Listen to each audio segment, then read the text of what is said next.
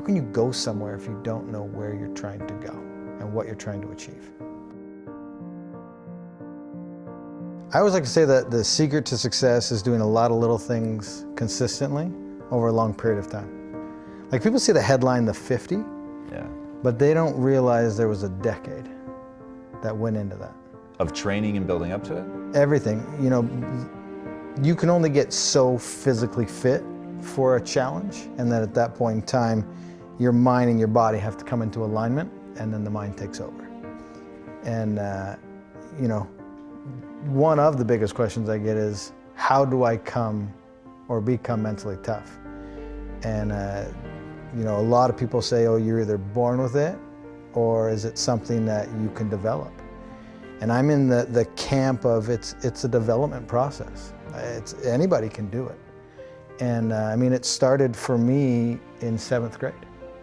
I grew up as a wrestler in Canada. And I lost my very first match. In fact, I lost almost every match after that. Wow. the entire season. Why'd you keep going? Yeah, I just, you know, I'm the type of person that I don't love to be defined by those moments. It was like the 5K that I huff, or the 4-mile fun run. I don't like the word fun and run together. But either. Yeah. How many people do you see running around smiling? Yeah. But for me, I don't enjoy those moments to define me, and I wanna overcome that. And so I would wake up and study the sport and show up, and you know, you always hear, show up early and stay late. And I really did that, and by the time I hit my senior year, I went undefeated. Wow. And it's not because I had any talent, it's because I was willing to show up. And so for me, that's where it starts. Everybody always says I have bad knees. And I say you have bad knees because you don't run. And because that guy right there in that stadium that couldn't get up and walk after his marathon shouldn't have had gone on and did what I did. Which means also that I'm not talented or gifted. It was a process that I went through and figured it out. I was obsessed with that not being my defining moment, right? A marathon was the pinnacle of running at the time, and I only gave myself 5 months to get ready for it. And I coach full time now with athletes, and one of the biggest things I try to get people to do is back down off the inspiration and let's build a foundation. Because having a giant goal is phenomenal, and you should. But as long as the time frame associated with it has the proper balance.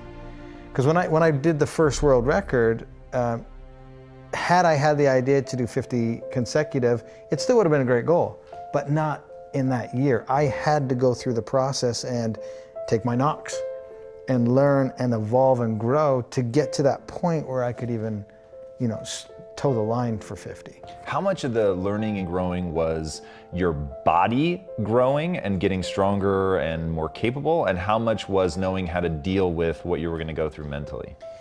Yeah, both play a very pivotal role, because the amount of volume that I was doing, it's the smaller stabilizers, ligaments, tendons that don't develop as fast as muscles do. And that's why a lot of people get hurt, because they go too quick with the development of these things, and the muscles will always grow faster than the smaller stabilizers things, and people aren't paying attention to those details. And they just get so excited with the enormity of the journey that they're not paying attention to those small things. And if you overlook those, you're gonna get injured and you're gonna be sidelined. Mental's obviously huge, and that is the sword that you have to continually sharpen. So again, the goal would have been great in 2010. I wasn't nearly mentally tough enough. I had to go through that process to where I could wake up and do it. It's like a muscle. It's like a cardiovascular system. It's something that you can develop, but it takes time. Confidence builds confidence, and success builds success. And having not taken the right steps, I would have ultimately failed come time for the 50. One reason was not enough for me to get back on my bike and do 20 more Ironmans. But as I started going through the list of everything that I was doing and why I was doing it, it's interesting because I would gather them all together, and I'd focus on this big ball. and I would bring it in close to me. And as soon as I focused on that, I started to experience a rebirth. Because now I was focusing on the very, very next moment that I had control over. And everything that I was trying to accomplish and why I was there. And I call this process, now looking back on it, both a rebirth and putting on my uniform, which was the alter ego. And my uniform was those yellow sunglasses you've seen me wear in some of my pictures. And when I put those glasses on, that's when the Iron Cowboy comes out. And that dude is a bad, bad man. And there's nothing that's gonna get in his way. And I do a lot of speaking from stage now, and I want to encourage people to find whatever their uniform is, find whatever their alter ego is. Because when you discover that and how to flip that switch, that's when nothing gets in your way. And that's where you shift your focus and you realize what your purpose is. And I knew if I had the courage to get back on my bike and finish that day and then do the 20 more, my life would be different.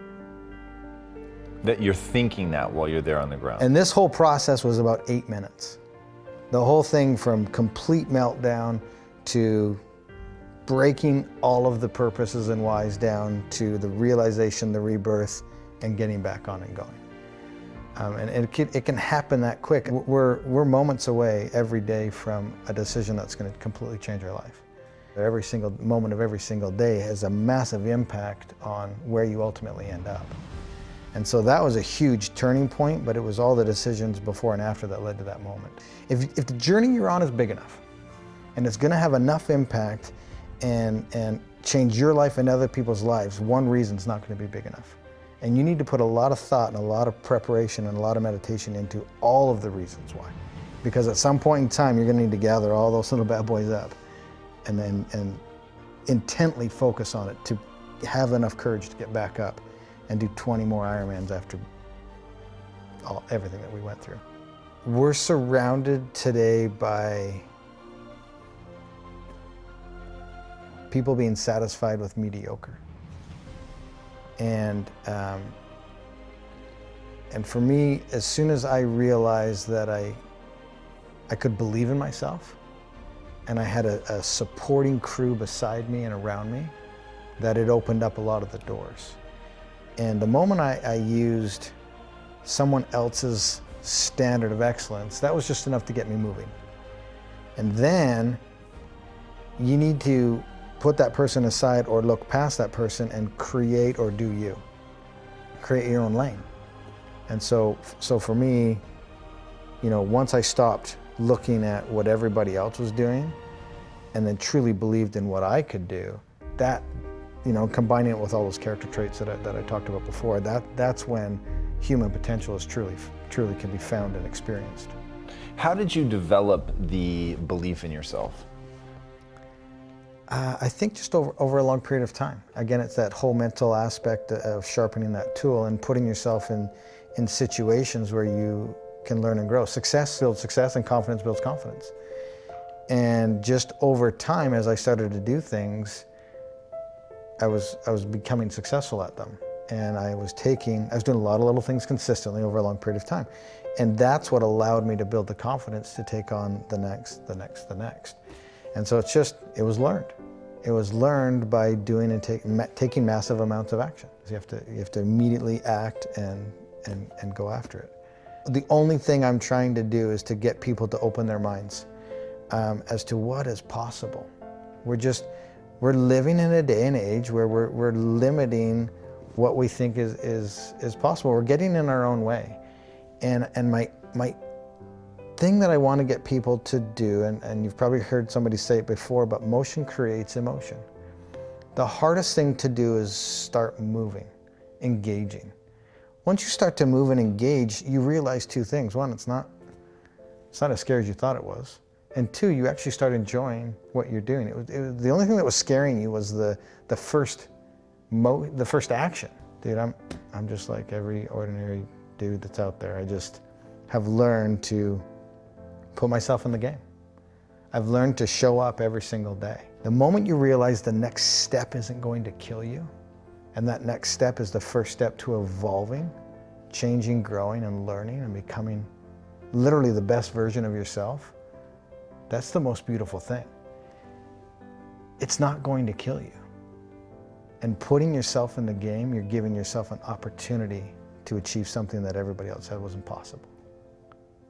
What do you say, or as a speaker, what do you say to somebody who they don't know what they want? I've got a friend right now who's massively struggling, and it's the exact question I asked him. I said, what do you want? What's your passion? What are you trying to accomplish? He could not answer the question. And so my next question was, this is what you have to do first. You have to find out what you want and where you want to go. Then we can start formulating the plan. You can't formulate a plan and figure out the steps unless you know where you're trying to go. You'll just spin around in circles and probably move backwards. How can you go somewhere if you don't know where you're trying to go and what you're trying to achieve?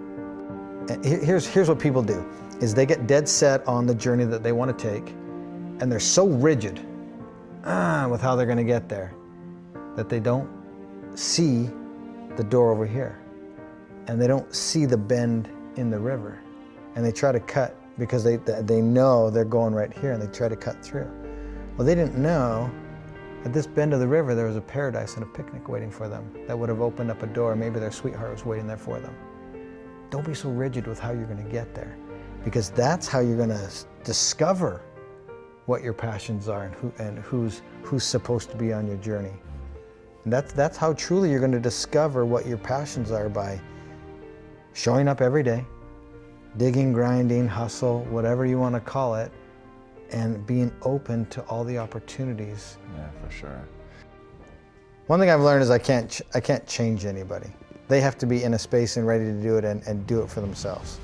And so for me to hold somebody to my standard, I think is somewhat unfair. Now, I hate excuses. I hate entitlement. I want to hold people to that standard, but it's not fair because they're on their own journey, and I'm not living from their perspective. Everybody's heart is different. And for me to judge somebody else to my standard is unfair because I don't know where they are in their journey. And they could be at the beginning stages, and it would have been unfair to judge me at 24. 41 today. I've learned a lot and I've grown a lot. So my standard at 41 is different than my standard at 24. So if I'm trying to hold a 24-year-old to my standard, probably not realistic. Maybe I'm cautioning people that are listening to take a step back and to understand, take a minute to understand what that person's heart possibly is and where they are on their journey in retrospect to where you are on your journey. That's really, really insightful. I love that a lot. And knowing what somebody's heart is, I think is, I'm going to use that. That's really, really interesting. What is the impact that you want to have on the world? Man, the impact. I am not here today to change anybody. And we just had a good conversation about people at different times of their journey. And for me, I literally just want to have people understand that you have to move to start feeling something. And if you move and start feeling something, you're on your way to the best version of yourself. And the impact that I want to have is just to have the ability to get you to live outside of the existence that you're in and to open it up to what's truly possible. And if I can just get people to understand that you're in your own way and to open up Pandora's box, per se, then you'll truly find what your limits are. And I hope that you don't find your limits, that you exceed your limits.